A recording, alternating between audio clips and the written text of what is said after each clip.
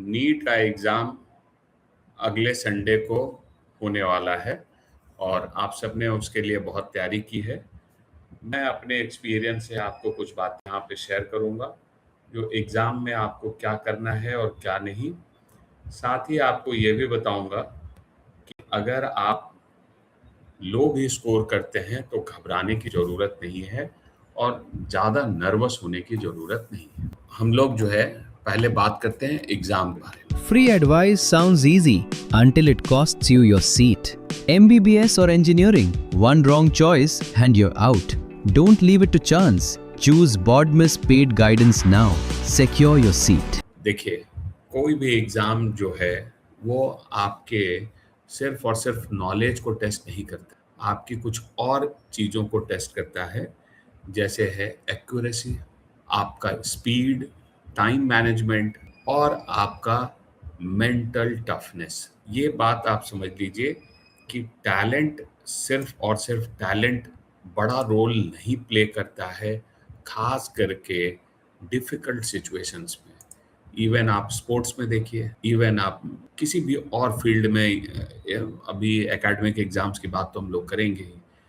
जो ज़्यादा mentally strong है, वो ऐसे डिफ़िकल्ट सिचुएशन में ज़्यादा बढ़िया रिएक्ट कर। तो मेंटली स्ट्रॉन्ग रहिए। मेंटली आपको इसलिए स्ट्रॉन्ग रहने की ज़रूरत है और एडेप्टेबिलिटी इन डिफ़िकल्ट सिचुएशन, अभी मैं आ रहा हूँ उस पे, कि आपके अंदर में वो एडेप्टेबिलिटी होनी चाहिए।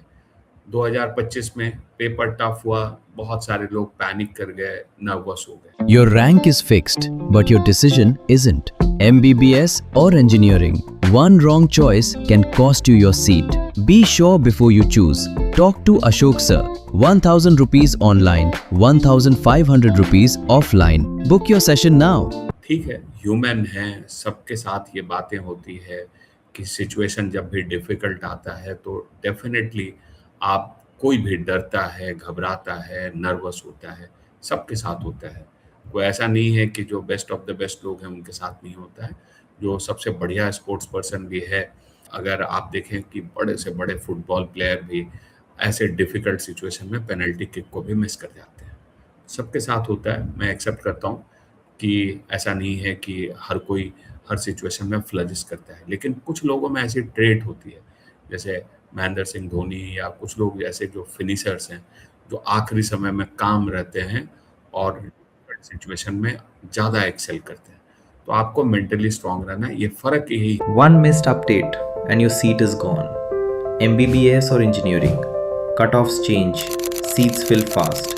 Why take that risk? Join Bodmas Education now. Secure your seat today. तो मेंटली स्ट्रांग रहना है। दूसरा, अपने इमोशन को कंट्रोल करना है। देखिए, जब हम अपने इमोशन को कंट्रोल करते हैं तब हम सही एनालिटिकल डिसीजन ले पाते हैं। और ये सब बातें मैं तब कर रहा हूँ, उन बच्चों के लिए कर रहा हूँ क्योंकि पढ़ाई सबने किया है, 2 साल 11th-12th में सबने मेहनत की है, सबने कोचिंग में मेहनत किया है, सबने जो है ये फिजिक्स, केमिस्ट्री और बायोलॉजी को पढ़ा है, नोट्स बनाया है, एनसीईआरटी के बुक को, मतलब जो बेसिक्स है वो सबने किया है। तो डिफरेंस जहाँ क्रिएट होगा, डिफरेंस कहाँ क्रिएट होगा कि इन्हीं सवालों को कौन ज़्यादा बेहतर स्पीड और एक्यूरेसी के साथ सॉल्व कर सकते। 180 मिनट, 180 क्वेश्चन, किसकी स्पीड और एक्यूरेसी अच्छी है। दूसरा, टाइम मैनेजमेंट किसका बढ़िया है। टाइम मैनेजमेंट मतलब हर चीज़ों का, कौन सा पेपर पहले स्टार्ट करना है, वो उसका क्या आपकी स्ट्रेंथ है, कितने मिनट किस पेपर पे जाना है, ओएमआर शीट को कैसे शेड करना है, और इन सब चीज़ों में मेंटली काम रह के कैसे इस सिचुएशन को हैंडल करना है। कई बार हो सकता है आपका बेंच डेस्क अच्छा ना हो, लाइट कम ज़्यादा हो, खिड़की के पास हो, डिस्टरबेंस हो, शोर हो, बहुत सारे रीज़न हो सकते हैं। इन सब सिचुएशन में भी आपको एकदम काम रहना है। ये आपको करना है एग्जामिनेशन के दिन। दूसरी चीज़, जो लोग अभी बहुत रात तक जगे हुए हैं, ये आप सोच रहे हैं इससे आपको बहुत बड़ा लाभ होगा, मैं बता रहा हूँ आपको बिल्कुल नहीं होगा। एक तो अभी नई चीज़ों को बिल्कुल ना पढ़िए। अब ये 1 हफ्ते में कुछ नया टॉपिक, कुछ नया कॉन्सेप्ट अभी आप समझ नहीं पाएंगे। तो अभी ये पढ़ना बिल्कुल रिकमेंडेड नहीं है। जितना पढ़ा है बस उसको रिवाइज कीजिए, अपने नोट्स को रेफर कीजिए। दूसरी चीज़, आपको मैंने ये कहा कि रात में लेट तक न पढ़िए, सुबह में जल्दी उठिए। सबसे ज़्यादा जो है उस समय में आपका दिमाग फ्रेश होता है। जब वो 7-8 घंटे की नींद लेके जब आप उठते हैं तो आप समझिए ना कि आपका ब्रेन जो है फ्रेश है। उस समय में अपने नोट्स को याद कीजिए। सबसे बेस्ट समय है, अभी पूरा समर भी है, 5 बजे से 7 बजे जो है अपने नोट्स को रिवाइज कर लीजिए। देखिए आपको इससे बड़ा लाभ मिलेगा, क्योंकि आपको अपने सारे नोट्स, अपने कॉन्सेप्ट्स को रिवाइज कर लेना है।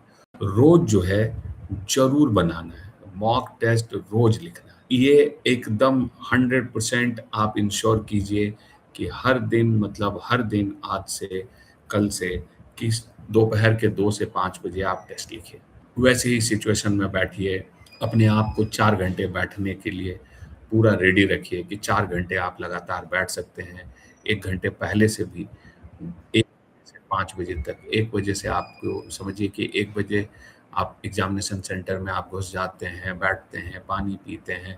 उस तरह के ही मॉक को, ड्रिल को आप कीजिए, ताकि आप जो है ना 2 बजे से 5 बजे तक आप लगातार पेपर को लिखें।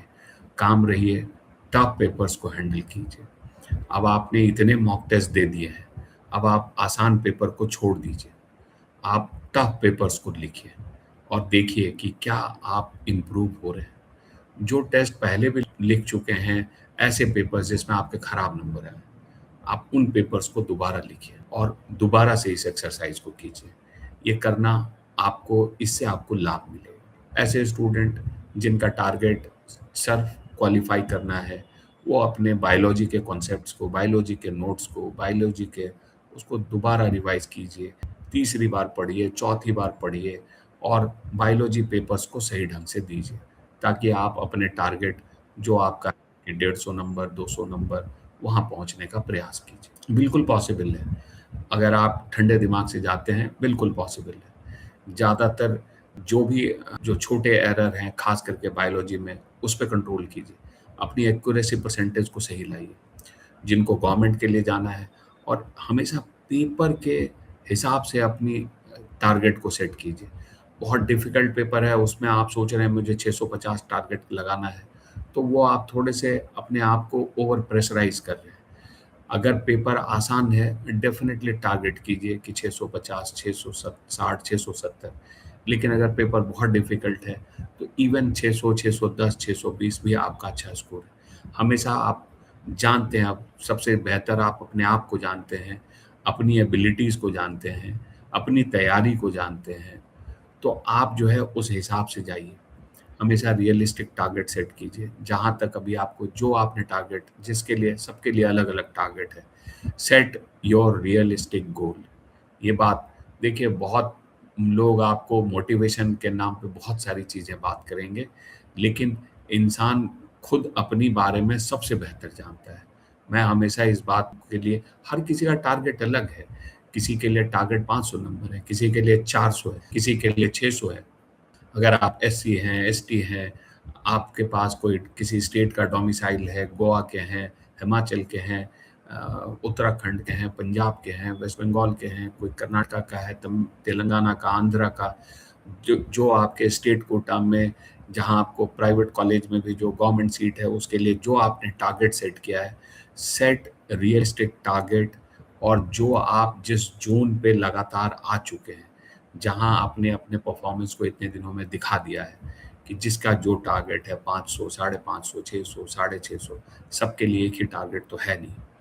तो जो टारगेट है, लगातार उस पे बने रहिए, कंसिस्टेंटली उस टारगेट को अचीव कीजिए। ये आपको करना है। और रियलिस्टिक होइए जीवन में। बहुत हाईली ऑप्टिमिस्टिक, मोटिवेशन की बड़ी बड़ी बातें हैं, लेकिन अगर आप मान लीजिए अभी तक आप 150-200 स्कोर कर रहे हैं, तो झूठ मूठ का अगर आप सोच रहे हैं कि मैं 600, 650 अभी 1 हफ्ते में करूंगा, ये होगा नहीं। तो आप अपने आप को ओवर प्रेशराइज करते हैं। ओवर प्रेशराइज करते हैं तो आप सबसे ज़्यादा पैनिक होते हैं। तो सेट रियलिस्टिक गोल। अभी तक 20, 30, 40, 50, 100 जितने भी मॉक टेस्ट लिखे हैं, जो आपको लग रहा है कि जिस जोन में आप पहुंच रहे हैं, जो रियलिस्टिक है, उस पे रहिए, काम रहिए। अब नई चीज़ें सीखने से नहीं होगा, काम रहिए। अब कम से कम जितना आता है, नहीं तो आप एग्ज़ामिनेशन के बाद कहेंगे मैं तो ये मेरे मॉक टेस्ट में आ रहे थे 400, एक्चुअल एग्ज़ाम में जी उस दिन मैं नर्वस हो गया, उस दिन तो मुझे तो सेंटर पहुँचने में ही दिक्कत हो गई, मुझे तो वहाँ बहुत शोर-शराबा हो रहा था, मुझे दिक्कत हो गई, ओएमआर में मैंने गलत सेट कर दिया और इसके कारण मैं लगातार कंसिस्टेंटली 400 साढ़े 400 हिट कर रहा था और फाइनली मुझे 200 आया। वो नहीं हुआ। अब जो जितना आपने सीख लिया है, कम से कम वो वहाँ से नीचे ना गिरे। जहाँ हैं उसको मेंटेन्ड रखें। अब आपको जो है ये मेंटेन करने का है कि जो आपने अचीव कर लिया है उसको मेंटेन करें। ओएमआर सीट्स को क्या करना चाहिए, पहले एक दो चीज़ें, जैसे जो मैथ्स हैं मैं उसको कि पेपर में क्या करें, सबसे पहले क्या पूरे पेपर के क्वेश्चन को पढ़ें? नहीं। क्या बायोलॉजी से ही पेपर स्टार्ट करें? ये again most of the students के लिए ये सही टेक्निक है, लेकिन नॉट फॉर एवरीबॉडी। लेकिन मोस्ट ऑफ द स्टूडेंट को पहले बायोलॉजी आसान है तो बायोलॉजी में ही मैक्सिमाइज़ कीजिए अपने आप को, सबसे ज़्यादा स्कोर भी है और आपने मेहनत किया है, आप लगातार अपने मॉक टेस्ट में भी बायोलॉजी में अच्छा स्कोर कर रहे हैं, जो भी 250, 300, 320, 340, 350 जो आपका ज़ोन है, जहाँ आप लगातार हिट कर रहे हैं, तो उसको पहले मेंटेन कीजिए। इसके बाद केमिस्ट्री, इसके बाद फिजिक्स। टाइम मैनेजमेंट थोड़ा फ्लेक्सिबल रहिए, क्योंकि यू डोंट नो कि जो क्वालिटी का, इसीलिए आपको अपनी फ्लेक्सिबिलिटी अभी टेस्ट कर लेनी है कि डिफ़िकल्ट पेपर में बायोलॉजी के लिए आप कितना टाइम लगाते हैं, क्या आप 60 मिनट, क्या 70 मिनट, तो उस हिसाब से किसी ऐसे बच्चे जिसको सिर्फ क्वालिफाई करना है और जिसको सिर्फ बायोलॉजी ही लिखना है, उसके लिए अगर वो टाइम लगा रहा है 150 मिनट, तो जो जिसके लिए है।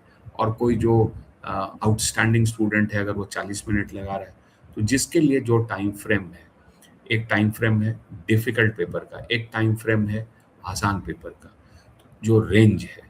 मान लीजिए कि अगर पेपर आसान होता है तो आप देते हैं 40 मिनट, डिफ़िकल्ट होता है तो आपको लगता है 60 मिनट। तो be ready for this flexibility, adaptability. जब आप देखते हैं कि पिच जो है, इस पिच पे नहीं बनाया जा सकता है 400 रन, तो आप सेटल डाउन होते हैं कि चलो 300 कर। तो उसी हिसाब से आपको एडेप्टेबिलिटी लाना है अपने एग्ज़ाम में भी। अगर कोई पिच ही डिफ़िकल्ट है, आपको पता है 300 रन भी अगर यहाँ पर बना दिया जाए, तो हम लोग चेस करना बहुत मुश्किल होगा, तो 300 तो कम से कम बनाएँ। ऐसा ना करें कि 400 बनाने के लिए जा रहे हैं और 200 बना के लौट के आ जाएँ। तो उसमें जो है आप वहाँ पे दिक्कत में आते हैं। तो अपनी एडेप्टेबिलिटी को लाइए। एडेप्टेबिलिटी सबसे स्ट्रॉन्ग फीचर है, यही है मेंटल स्ट्रेंथ का, कि सिचुएशन के साथ एडेप्टेबिलिटी। तो सिचुएशन को रीड कीजिए, उसके हिसाब से एडेप्टेबिलिटी लाइए, स्ट्रैटेजी अपनी चेंज कीजिए कि ओके फाइन, मुझे इसमें अब थोड़ा फ्लेक्सिबिलिटी जाना पड़ेगा। और उससे कोई नर्वस होने की ज़रूरत नहीं है। आप सिचुएशन समझ रहे हैं, ओके सिचुएशन ऐसा है, मुझे ऐसे सिचुएशन को अडेप्ट करना है। उसी हिसाब से आपने फिर केमिस्ट्री में देखा, फिर फिजिक्स में आए, तो टाइम मैनेजमेंट, एडेप्टेबिलिटी। अब एक और बात होती है कि जब जो जितना क्वेश्चन आ रहा है बना दिया, लास्ट में सबको मैं कर दूं क्या ओएमआर पे, सबको शेड कर दूं क्या? नहीं। देखिए, ये नेगेटिव मार्किंग में कि कुछ तो सही हो जाएगा, ये अगेन कॉन्फिडेंट पर्सन का अप्रोच नहीं है, यही है नर्वसनेस का। आप कुछ क्वेश्चन में जहाँ आपकी श्योरिटी है कि चलो मैं 70%, 80% श्योर हूँ, यू कैन टेक चांस। लेकिन blindly A B C D, no, that is not at all recommended. वो करने की जरूरत नहीं। Until unless you are at least 70-80% sure, आप ब्लाइंड गेस ना करें। ये हो गया। उसके बाद है आपको ओएमआर पे कब मैं शेड करना शुरू करूं? इमीडिएटली, जैसे ही आप जो क्वेश्चन आपको आ रहा है, आप जो है इधर ओएमआर शीट को भी कलर करते चलें। हाँ, जहाँ पर आपको लगता है कि नहीं मैं 70-80% ही श्योर हूँ, आई एम नॉट 100% श्योर, उसको आप जो है बाद में रिव्यू कर सकते हैं और उसके बाद शेड कर सकते हैं। लेकिन जहाँ आपको लगता है आप 100% श्योर हैं, मान लीजिए कि जो टोटल आपके पास क्वेश्चन हैं 180 क्वेश्चन आपने अटेम्प्ट किया, 100 आप जानते हैं 100% श्योर हैं, उसको आप उसी समय में मार्क करते चलें। 30-40 आपको लगता है कि जिसमें आपका 50, 60, 70% आपकी श्योरिटी है, उसको वापस देखेंगे और तब उसको सेट करेंगे। 30-40 क्वेश्चन लगता है नहीं ये समझ ही नहीं आ रहा, उसको गेस करने की ज़रूरत नहीं है, क्योंकि गेस वर्क से कुछ होगा नहीं। आप अननेसेसरी नेगेटिव मार्क उठाएँगे। अगर आपके 5 में से 1 सही और 4 गलत भी हो गया तो कुछ होना नहीं है। तो इसीलिए गेस वर्क इतना रिकमेंडेड नहीं है। आप हमेशा प्रिसाइज़ होने का प्रयास कीजिए, नहीं प्रिसाइज़ हैं तो एटलीस्ट क्लोज़ रहने का प्रयास कीजिए, फिर उसमें चांस लीजिए। अब हम लोग आते हैं दूसरे सिचुएशन में। मान लीजिए कि अभी मालूम है कि नहीं अच्छा हो रहा है, कम ही मार्क्स आएगा, ड्रॉप लेने की हिम्मत नहीं है, दोबारा से इतना पढ़ने की हिम्मत नहीं है, फिर मैं क्या करूँ? उसके लिए देखिए, आपको घबराने की ज़रूरत नहीं है। एक है कि सबके लिए कुछ ना कुछ ऑप्शन है, सबके लिए। अल्टरनेट कोर्सेज़ हैं, एमबीबीएस के अलावा भी दूसरे प्रोग्राम हैं, अब्रॉड आप जा सकते हैं, आपके 200 के नंबर हैं, बजट भी नहीं है इंडिया का, अब्रॉड का ऑप्शन है, नहीं तो दूसरे ऑप्शन हैं। तो हमेशा जीवन में पॉजिटिव रहना है, हमेशा जीवन में कॉन्फिडेंट रहना है, नर्वस और हाइपर ऑप्टिमिस्टिक रहने से नहीं। तो रियलिस्टिक रहिए और कॉन्फिडेंट रहिए। एग्ज़ाम को एग्ज़ाम की तरह ही लीजिए, ये एक एग्ज़ाम ही है, ये कोई भूत नहीं है, कोई हौवा नहीं है।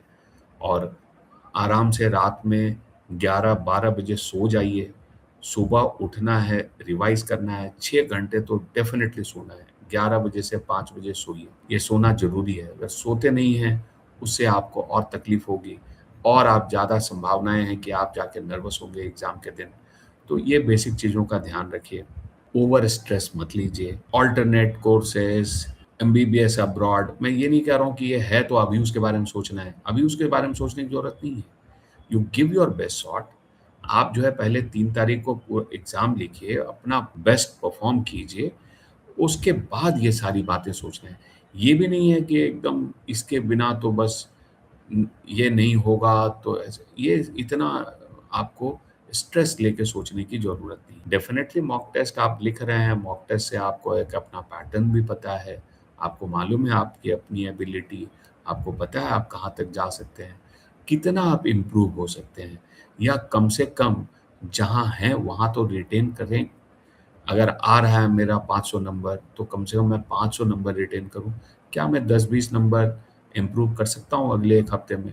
तो सिर्फ़ और सिर्फ़ अपने एक्यूरेसी वाली चीज़ का ध्यान कर लेंगे, टाइम मैनेजमेंट को ठीक कर लेंगे, तो डेफ़िनेटली कर लेंगे। तो यही करना है और ऐसे ही सोचना है, पूरा अपना जो है बेस्ट देना है एग्ज़ामिनेशन के दिन, कॉन्फिडेंट रहना है और इसके बाद हम लोग एडमिशन प्रोसेस के बारे में फिर बात करें। तो आज के लिए बस इतना ही है। आपको नीट एग्ज़ाम की बहुत-बहुत शुभकामनाएँ। आप अच्छा करें और कल जो है एडमिट कार्ड रिलीज़ होगा, तो अपना एडमिट कार्ड डाउनलोड कर लें।